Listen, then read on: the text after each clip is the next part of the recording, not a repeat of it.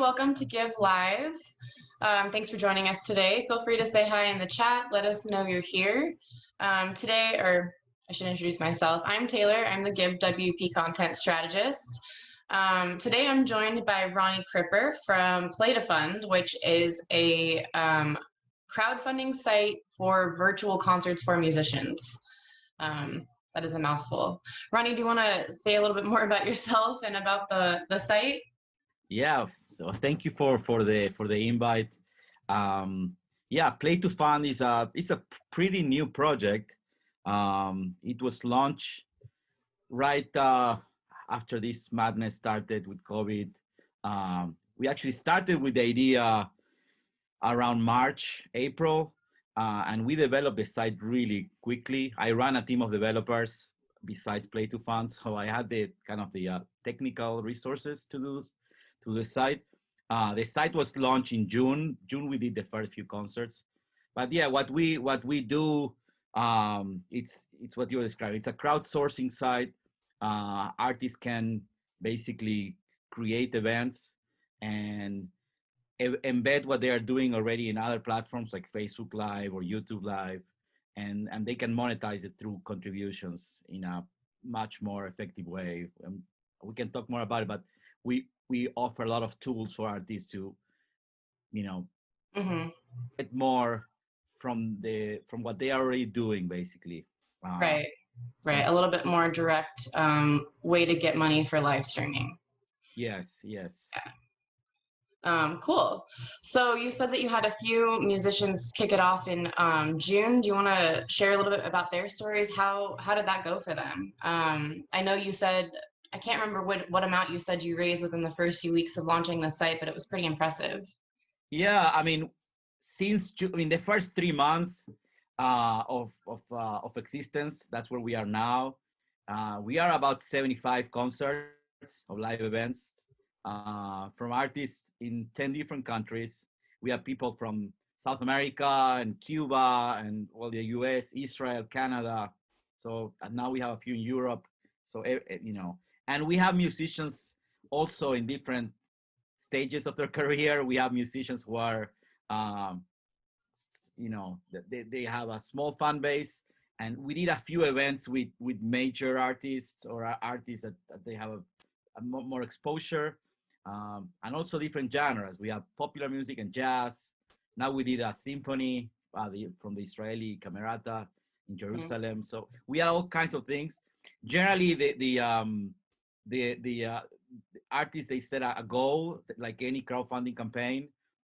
We have artists who raise a couple $100, and we have artists who raise a couple $1,000, and so on in between. But yeah, we launched in June. The hardest thing when you launch a project like this is to convince artists to do something in a platform that nobody's ever heard of. That's even with COVID and artists struggling. Artists at any point of their career, what they have to protect is their brand, their image. So, to join something new, that's very hard to do. And so we were able to convince 70 artists in 3 months. That's where we are now, and we have a lot more now. It's much easier because artists can go to the platform.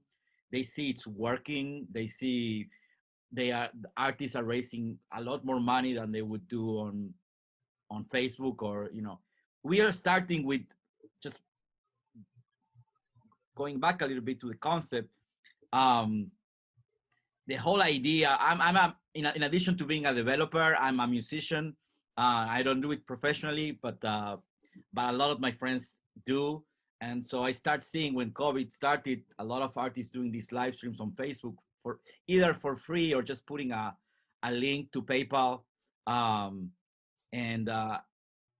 I start talking to them, and that wasn't really working well. And my assumption at the time, and I believe in that, is that when people are on Facebook, there's a lot of distractions just because of the way Facebook works.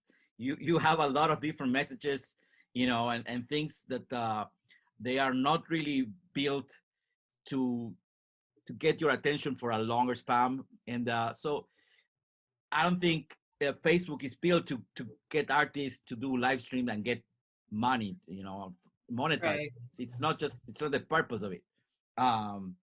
So our idea was, hey, how can we take what artists are already doing and give them a tool where they can actually monetize it? So the original concept of Play2Fund is artists can take that, you can embed your live stream. You can use basically Facebook as a streaming platform, take the stream, put it on a platform where the actual goal is to monetize and promote. So if you go to Play2Fund, an artist can go there and they can put just that video they're doing the live, or a video on demand if they want, if they're doing a release on YouTube or something else, they can embed it there, and they can create a whole event where they have the crowdfunding, which is it's done with your platform, with the GiveWP platform, and then they can also connect at the page, the event. They can showcase all their other platforms. They connect with Bandcamp and Spotify and YouTube. They can put other videos. They can also get emails for remote lessons or remote recording. So people can subscribe to their newsletter, etc. So from one single thing they're doing right now, they're just doing it on Facebook. They are not getting too much out of it. On Play2Fund, they could, in addition to raising money, they can do all of these things. The other part that was important for us was that we didn't want to charge too much. I mean, our goal, our whole mission is how we can help artists. So we everything is voluntary on the platform. So artists can decide if they want to keep 100% of the money, or if they want to give us a little bit, and it's optional. They can tip us. That's cool. So when the artists, we understand some artists need every dollar they can get. So they go there, they can say, hey, and that's fine with us. They ask us, hey, is it okay? I say, yeah, 100%. If you need to pay rent, and some artists, they understand that in order for us to help other artists, we need some income as well. So we have artists giving us, but it's completely voluntary. Artists can decide. So that's the model that we are using. And artists, I think, really like that. Yeah, that's, I know that keeping 100% of your income is pretty big, especially right now with everything going on. Do you help artists drive traffic to their events or promote them at all, or are they responsible for bringing their own audience to them? Yeah, we are helping we can't help every artist because right now we have a big volume of artists. So we have events every day on the site. We are helping with some of them. We have producers that they are part of our team, and they help artists. They give them advice in terms of not just about driving traffic, but also Hey, Nate. Hey, how are you? Hi, I'm so sorry, guys. I had a crazy emergency come up, and yeah, I'm just getting on now. No worries. I apologize. That's all right. We're happy you joined us. Thank you so much. For everybody in the audience, this is Nate Maingard. He is a musician, and he does a lot of live streaming. So when Roni posted Play2Fund in the Facebook community, I instantly thought of Nate, and I was like, Nate has to join us on this webinar. Roni was just telling us about how they help artists promote their events.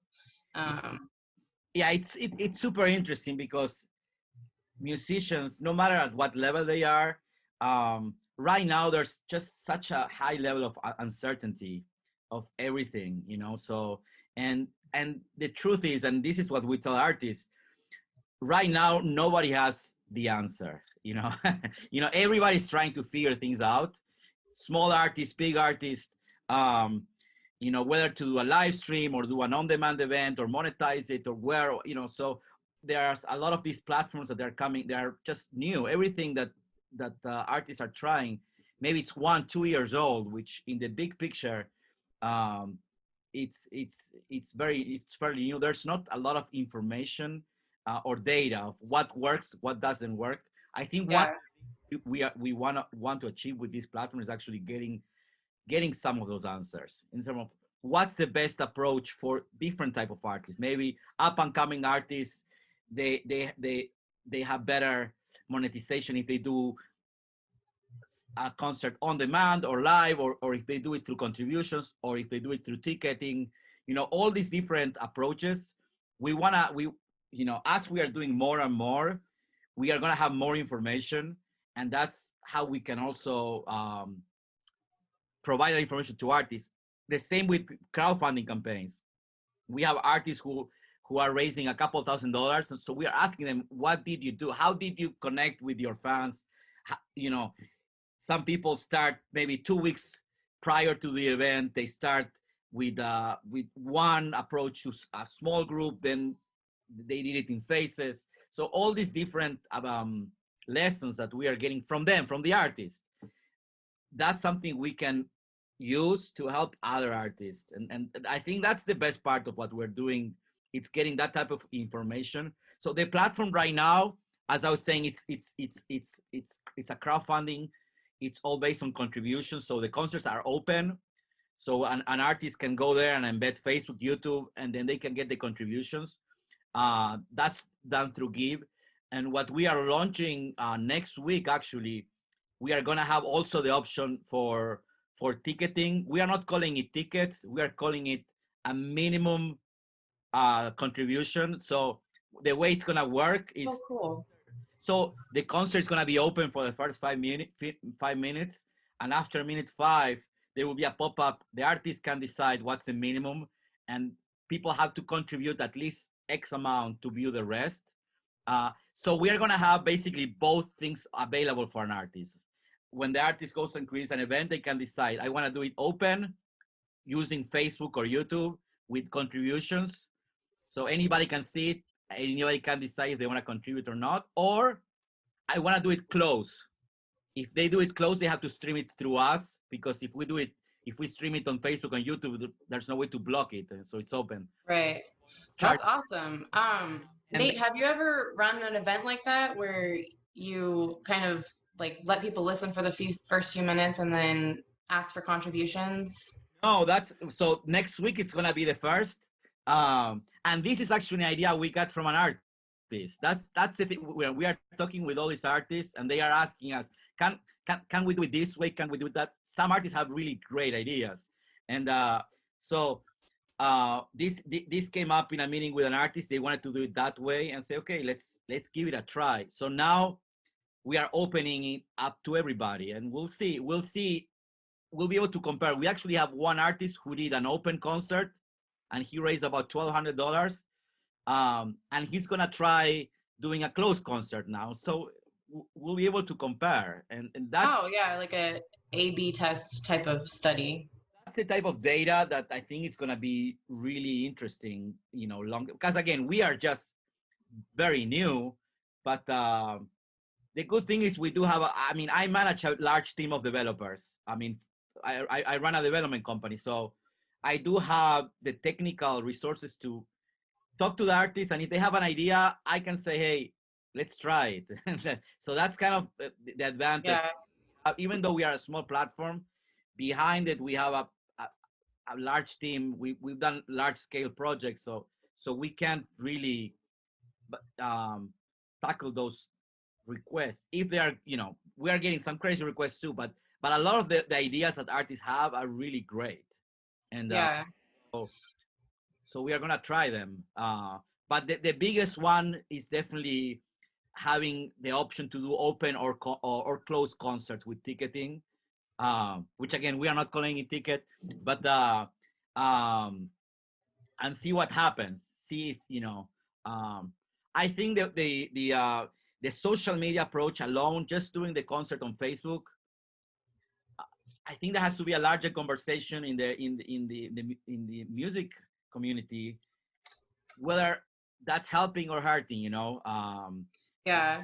Because, when the audience understand everything is free, then it can be problematic, and so then it takes a long time to change that paradigm and convince people that artists, that's their job. They put a lot of work to get ready for that, to put that show, and there's a lot of effort that should be compensated. And so there has to be some kind of line between just doing everything free and putting it on Facebook, and having an option to monetize it. I think that's probably a line that Nate's balanced a lot over the years. We talked a lot about that in our last interview. Nate, have you tried a closed concert before in a live stream like that?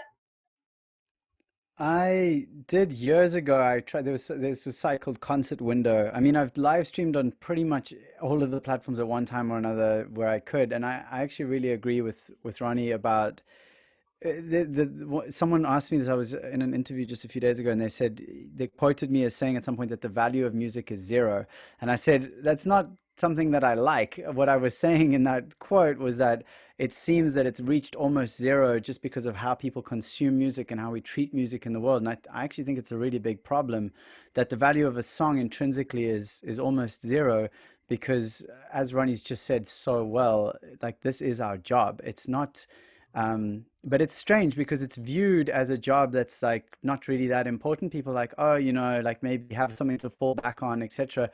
But then show me a single area of life that isn't massively enriched by music, and I don't think you'll be able to show me one. And so I think that creating platforms and creating education around paying our artists, like paying the people who make the music that gives us the story, the soundtracks of our lives, I think that that's really critical. And I love what Ronnie was saying about having an open and then like after 5 minutes or X amount of minutes that it closes unless you want to offer something, because I think that that's kind of bridging what is currently a gap, because I struggle with it. I live stream a lot. I love live stream several times a week, and I find it one of the most challenging aspects of it is to kind of inspire people to want to use my tip jar, to want to give money in exchange when I can sit there for an hour or 2 hours playing the music that I've spent my entire life dedicated to creating. And yet if they want to, they can just consume as much of it as they want for free or for next to free. And that's not a sustainable way to live or to make music or to have a career. So, I mean, I love hearing what Ronnie was saying about that like creating, oh, here's it for free, you get it, and now look, this is a professional musician, they've got a whole gig, it's going to be amazing, so maybe it's time to offer something in return. I think that's fantastic. I'd love to try that out.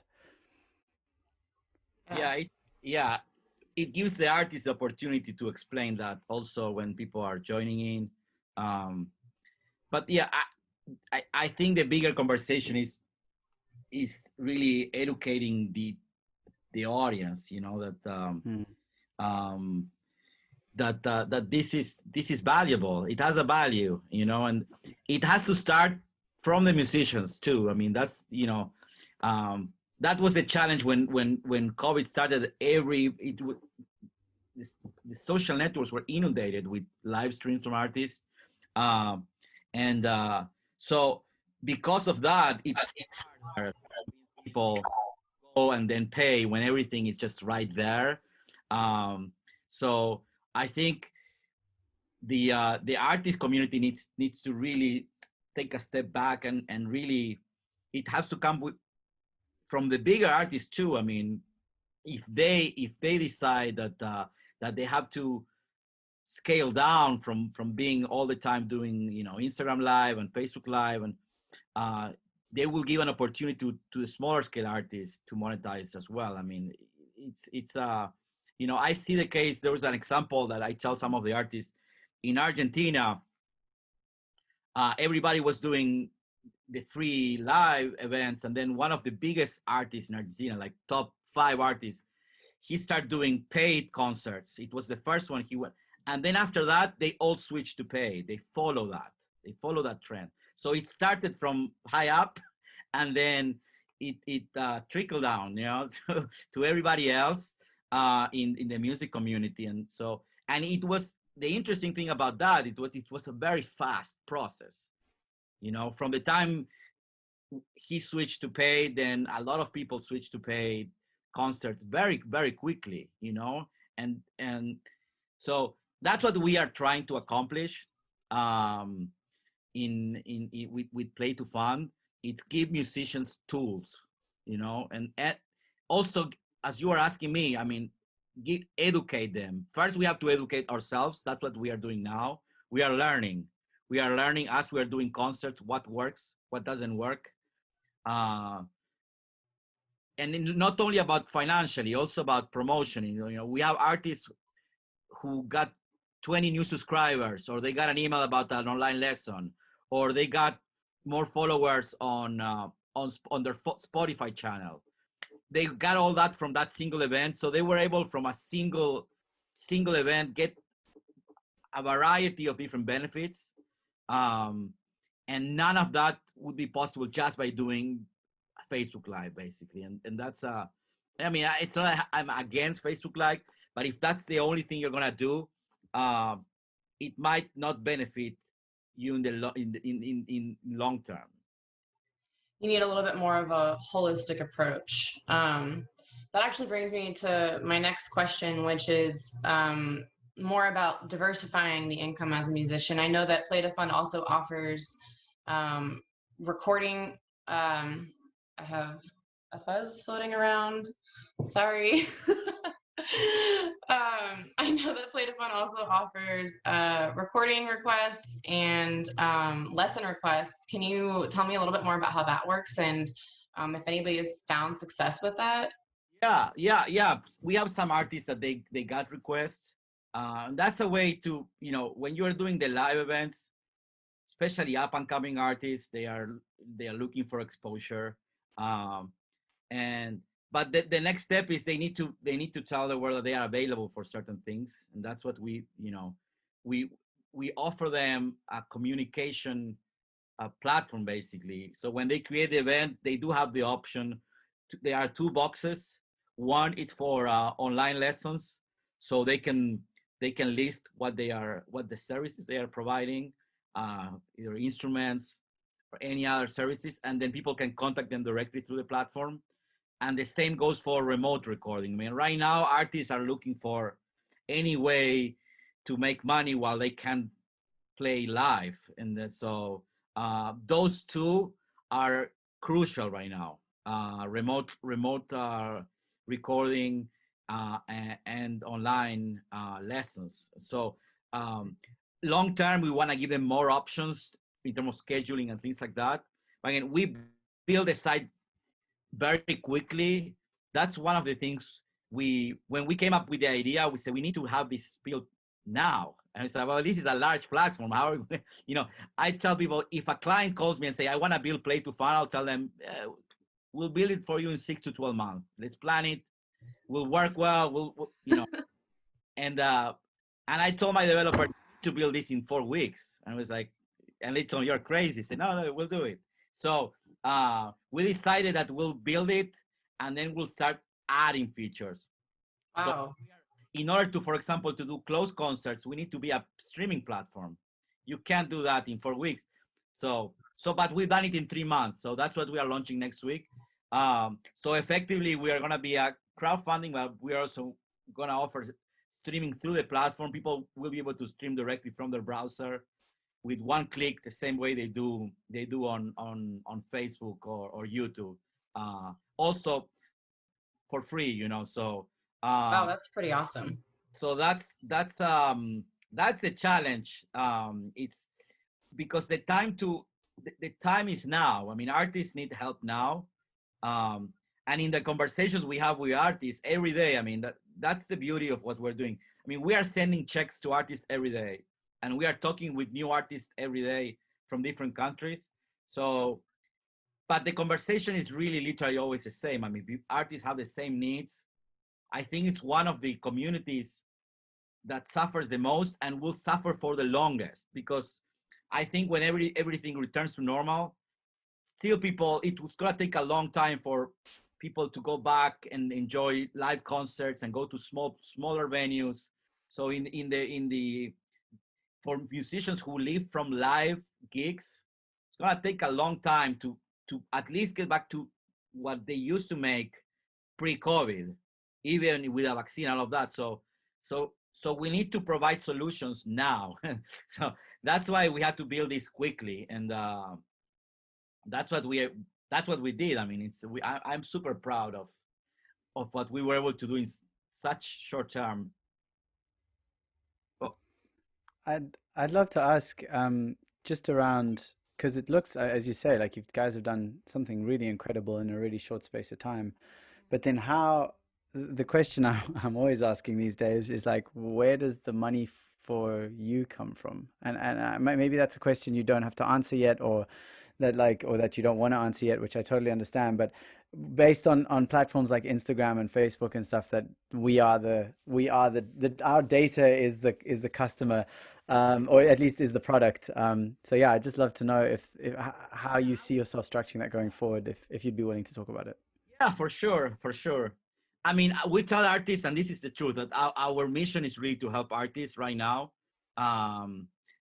Obviously, I don't want to go bankrupt by doing so, but we are spending a lot of resources in building this. Yeah. The way we monetize it right now, so for the open events, which is what is live today, the events that people can contribute, they work the same way as a GoFundMe campaign. Artists can create a campaign, they have a goal, they can reach it or not. We give them the money regardless if they reach a goal or not. And basically, the way we monetize it is artists can decide when they create a campaign whether they want to give us a percentage or not. It's completely optional. Some artists give us 0. Some artists give us 15% because they, we put them a message that, yeah, in order for us to survive, it would be great if they could help us too. But we understand not every artist can do that. So, but I would say 99% of the artists are leaving something to the platform. That ranges anywhere between 5 and 15%, but it's optional. So, and the same goes to people contributing. It works the same way as GoFundMe. When somebody goes and contributes to an artist, they can decide if they leave a tip to the site on top of it.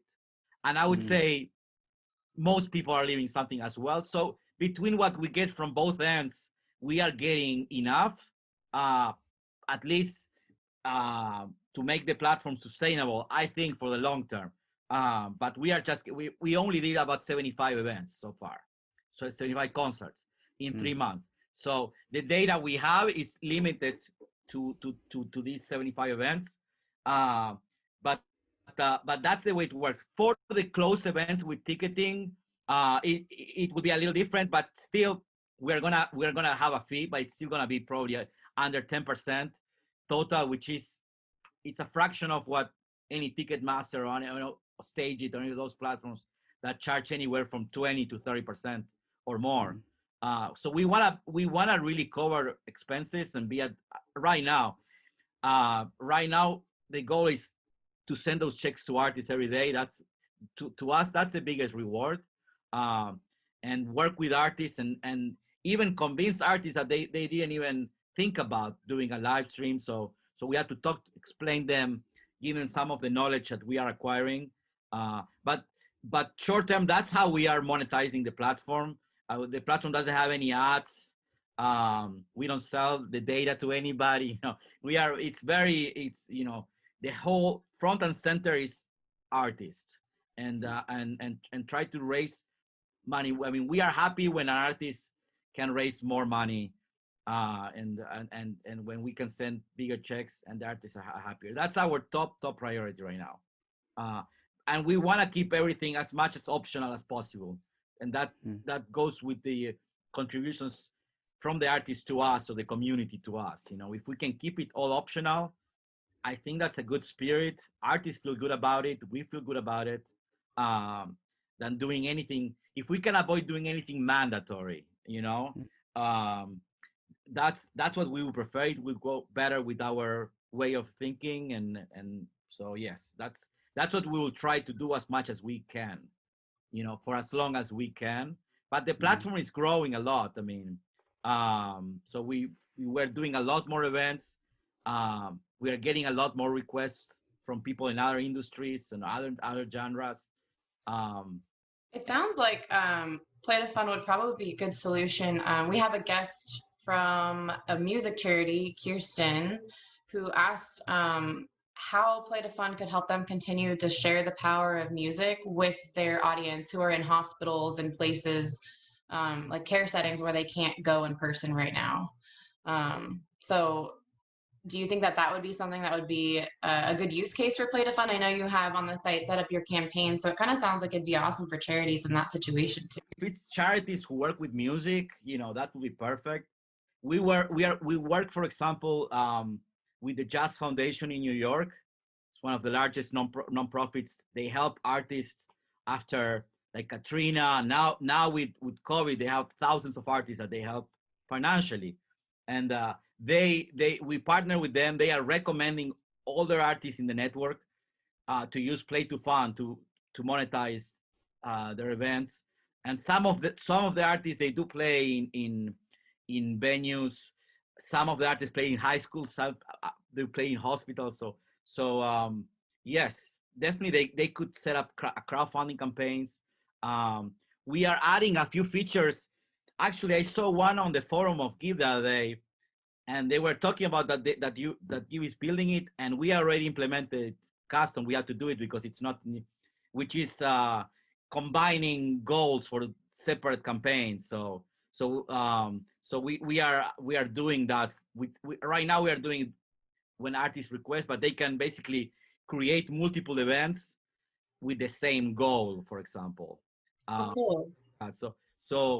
But it's because I saw somebody asking about it on your Facebook page, and it's like, we already did it. But it's interesting that that we are all looking for the same solutions. But yeah, for sure, that would be a great. Happy, if you want to put them in touch with me directly, I'm happy to talk to them. Cool. Yeah. Kirsten, I think you're still here, so I will try to connect you two after the webinar. I think what you set up is something that we do with Give Totals, but we're making it a little bit more prominent. So what you set up is custom development with GiveWP, and your site looks awesome. I did notice that you did that with the multiple campaigns going into one goal. And we're just trying to make it, the question they asked in the community was because we notice people doing that all the time, and we just want to make it a lot easier for people to do. So we're really excited about that feature. Your platform is great. So we had to build something very fast, and we were looking at solutions for donations.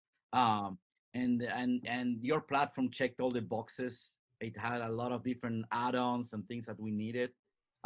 We had to do a lot of custom work on top of it because we had to integrate it with events and basically create a social network with profile and membership and things like that.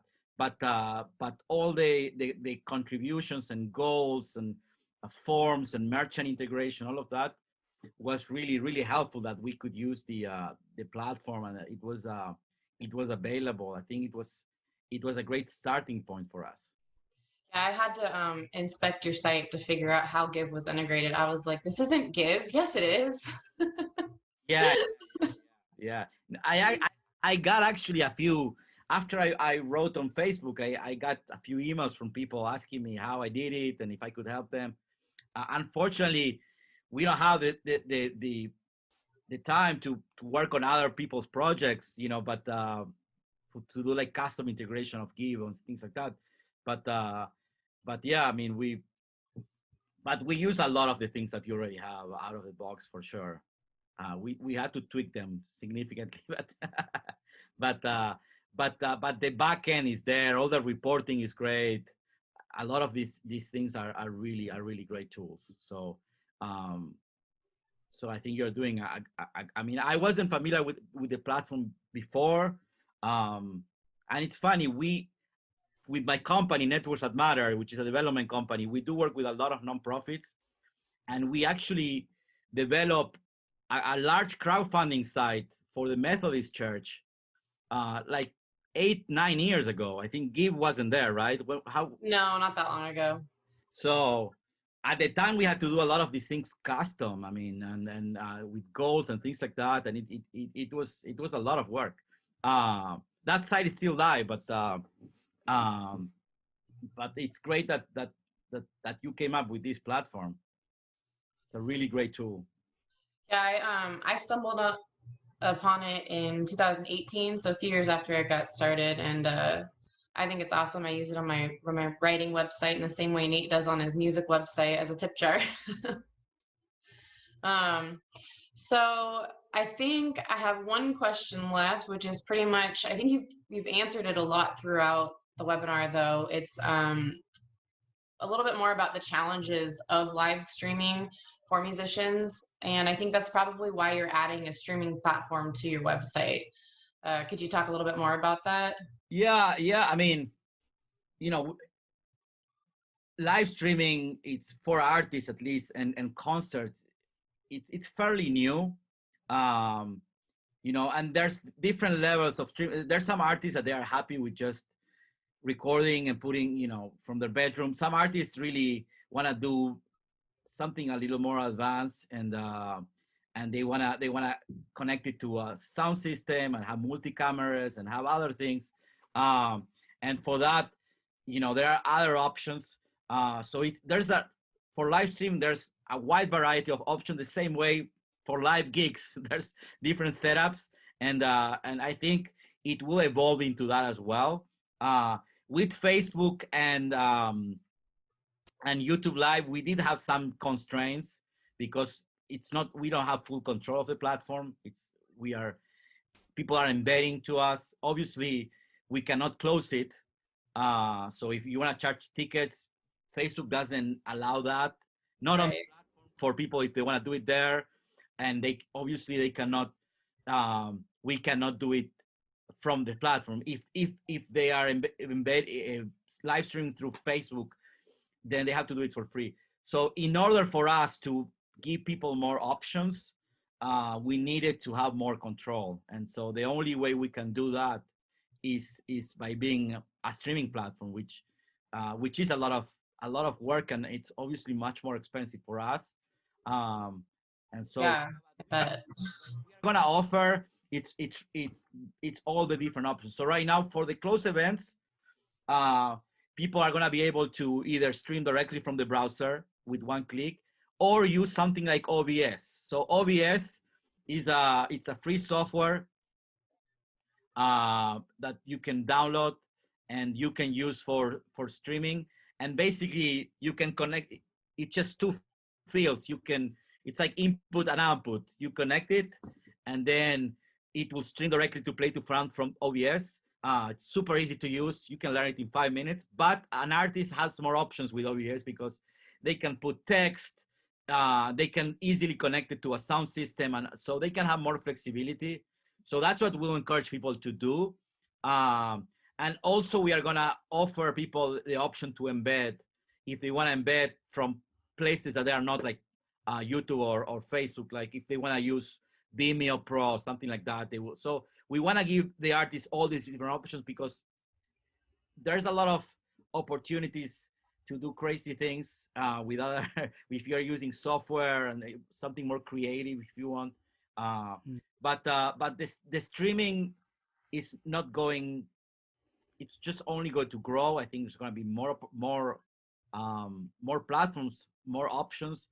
So we want to be one of those. We understand that there's a growing interest, that there's a growing need for this. Definitely there's a need right now, but we are thinking about this not just for COVID, but long term. We want to give musicians a tool that they can use longer term, but not just musicians. I want to add one more thing. Also venues, because venues are struggling too. All these different venues that they are even doing streaming as well. So we are going to give them also tools so they can actually stream and monetize and their events. So yeah, there's definitely a lot of opportunities. We want to be part of that change. And if you know any artists or musicians who want to give it a try, definitely they can contact us directly. Right now it's super personalized, and we try to connect with each artist, try to see how we can help them, give them advice. So yeah, we are open to any type of artist, any genres, anybody who really wants to monetize their events and create value. That's our mission. As you said, it's challenging, definitely. because it's challenging for everybody right now. So we are not gonna complain.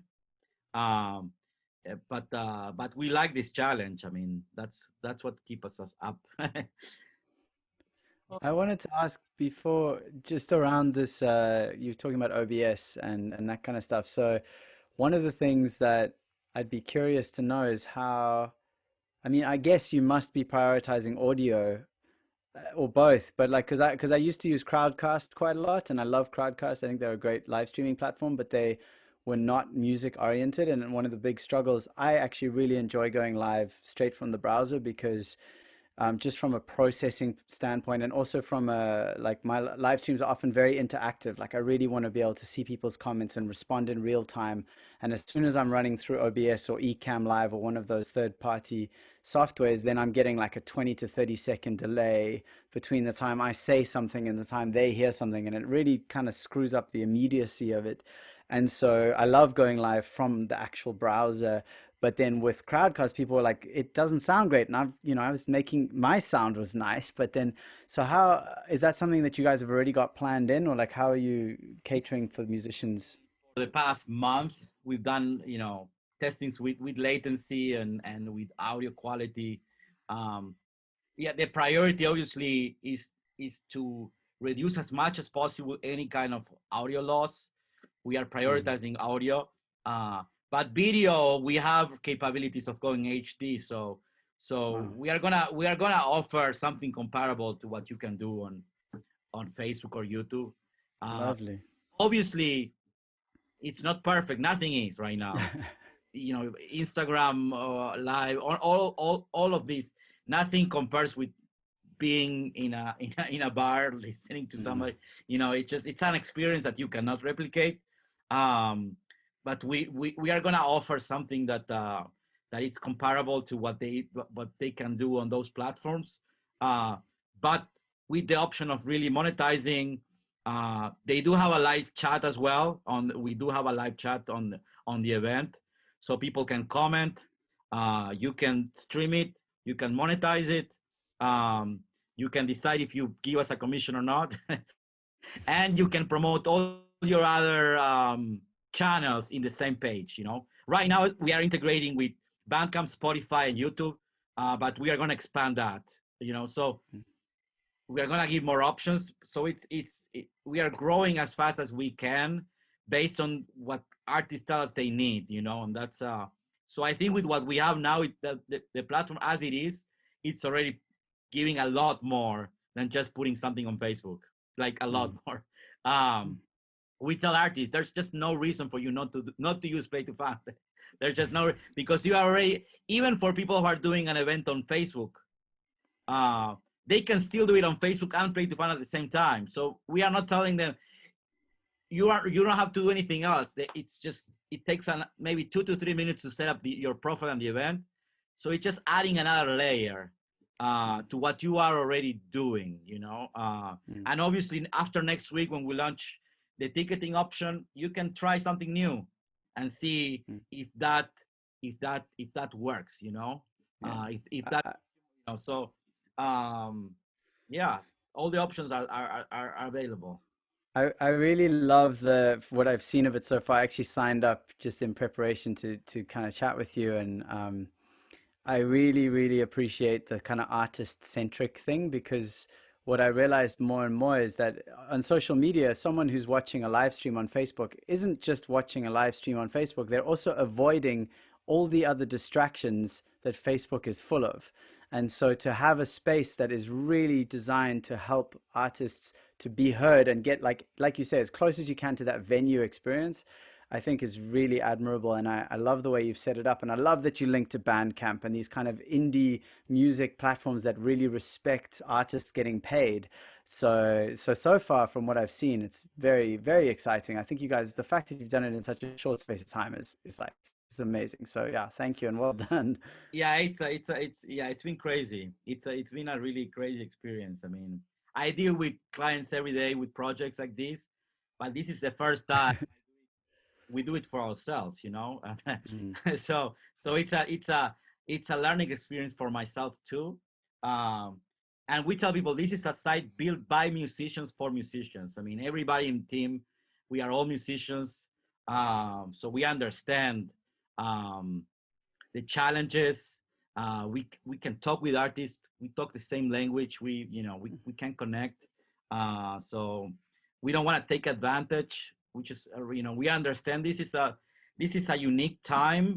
But on the other hand, it's also a very great opportunity, because it's a time to experiment with this. Sometimes we have big crises. It's also the time for experimenting and opportunities uh, for us and for the artists.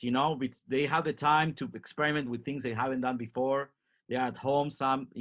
We have right now concerts in some countries where they have mandatory quarantines, so the people are at home. They have to be at home. So yeah, what's the harm? Just try it. Just do it.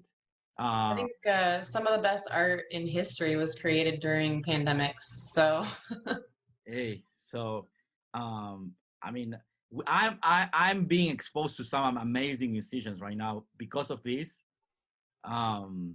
So just because of that, I'm happy that I'm building this platform. The fact that we are also helping them and learning a lot, and the platform is growing, and we are getting requests from all over the world to be on the platform, and so all of that, it's a plus, but with what I've done so far, I'm already super super super excited. yeah, that's awesome. Well, we have a few minutes left. If anybody from the audience has any questions they want to ask, feel free to drop those in the chat or in the questions box. Nate, if you have any additional questions, feel free to ask those.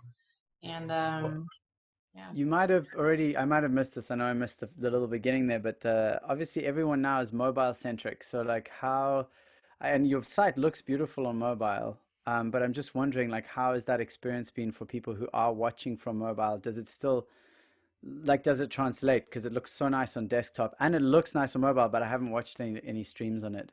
Yeah, it definitely works. I think we are gonna have more flexibility once we are our own streaming with the embed from Facebook.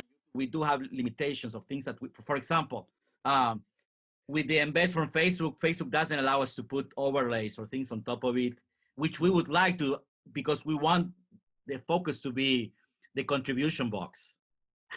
we want visible. So on mobile, for example, we have limitations because of that, and we have artists who are not happy about it. They say, because with Facebook goes full width, the script that we get, and we haven't been able to manipulate that too much, customize it too much. So once next week we are the streaming platform, we have full control. We can actually expand on some of these tools where the contribution, the tip jar, which is a word, for example, that not every artist is happy about. That's something we we talk with artists about, things like that. Terminology, terminology defines a website. Originally we were going to use the word tip jar, and we have a lot of artists say no, don't use that. So now we use the word chip in and contribute, and so we are trying to be very sensitive to everything basically, and that's challenging. But in terms of the responsiveness, we are doing as much as we can with some of the limitations we have right now, but we are going to have a lot more flexibility very very soon. I mean, and that's going to basically free us to experiment more with pop-ups and contribution, and a lot of the tools we use for e-commerce to incentivize people to give, that sometimes social networks are blocking us to do, just because they work. So Totally.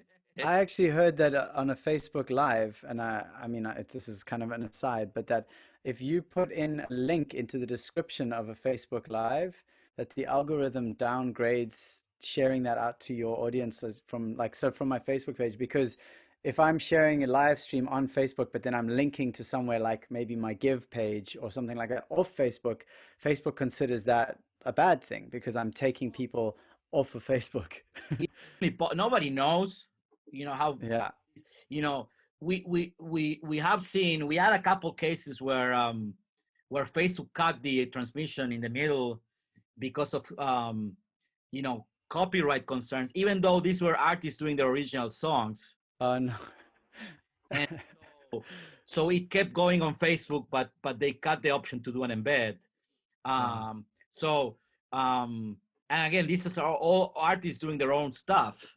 But there's no way to know because these platforms don't give you much information. They just give you a generic that, because of some copyright, they are not allowing to embed. So that's why we wanna try to be independent from them as much as we can. Also, we can't have a platform be dependent on other platforms, because tomorrow Facebook says, hey, tomorrow, you can't embed or you can do something like that, and then we don't have options. So we want to have the flexibility to offer things without having to depend on Facebook. That's the last thing right now. I think it's a short-term solution, and it also serves a purpose. There's artists that they have thousands of followers on Facebook, and they wanna have the event on Facebook, and so they can have it on Facebook and on Play2Fund at the same time. So we don't want to limit their options, but will your streaming platform go the other way? So I know some streaming platforms allow you to stream from their platform to Facebook and YouTube. It's not gonna do that right now, but we are planning on that. I mean, again, we are launching as fast as we can, but yeah, once we have this available with OBS, actually people will be able to do it that way. I mean, OBS you can launch to different places, so they will be able to, if they want, stream from OBS to Facebook and Play2Fund at the same time. I mean, it does require a little bit of knowledge, but it's definitely. What I'm hearing, I mean, it's interesting to me because it sounds like, in a way, you're like somewhere between, like almost like Twitch for musicians, but then also Patreon, because I mean, I'm sure you've been thinking about this, but then Give has recurring payments, obviously. And then, it's like you have this whole, like, you could have people following you. But we are, so this is one of the things we have in development. So we have, this is something we are launching October 15th, and it's recurring payments. So the it first started with venues. I know we don't have much time, but we have venues that they are doing streaming from the venues, but they have limited capacity. Maybe they had before 200 people on capacity. Now they can only have 50, so they are doing streaming to compensate from that. So we are launching with 2 venues, and we are offering them basically a landing page within Play2Fund where they can put all their events. And the most important thing, people can pay ticket, but the most important thing they wanted is subscription, because some of these venues, they have, especially jazz venues and venues where, they really have a fan base, people who really support those, patrons of the place, So subscription for them is key. So we're going to offer them that. And it's basically an on-demand platform. People can subscribe to the venue and they can see everything that happens there. And they can also buy tickets to individual tickets. We are also giving them analytics. We are giving them a lot of things. I have 4 developers working full-time just on this. We are launching the first 2 venues in October 15th. And after that, now we have some big name artists who want to launch their academies for online teaching or things like that. So we are going to offer them the same thing, basically. Oh, wow. So that will be like for premium artists, not premium artists, but a premium artist page. And those are pages where people can actually subscribe. Let's say they subscribe to your page, Nathan, and they can see everything that you do, all your concerts, all your streaming, and they can support you. But so basically, it's kind of a Patreon for music in a way. And so we are working on it. And all of these things are happening because artists like yourself, they are asking us, can we do recurrent payments? Say, yeah, the capability is there. We just need to implement it so it's scalable and we can offer it to, So right now we have 2 artists. One is pretty well known in South America. He's gonna launch a subscription service for his classes and workshops. And then we have 2 venues who are gonna do that in October. So that's coming up. But first we needed to finish with the streaming to have a streaming platform. Then we can offer recurrent payment, and then we can extend it to the artist community. So all of these things, we are moving really fast. But again, we launched this in June. In March, April, we just had the first idea of this platform. So that is amazing. We are moving as fast as we can. But we are definitely working at the speed of the requests we are getting from artists and venues. I think venues is also it's there's no platform out there for that, and venues are struggling as much as the artists, because they can't, they can't, if they can't have the live shows, they can't have people inside, eating, anything like that. So it's very complicated to pay the bills.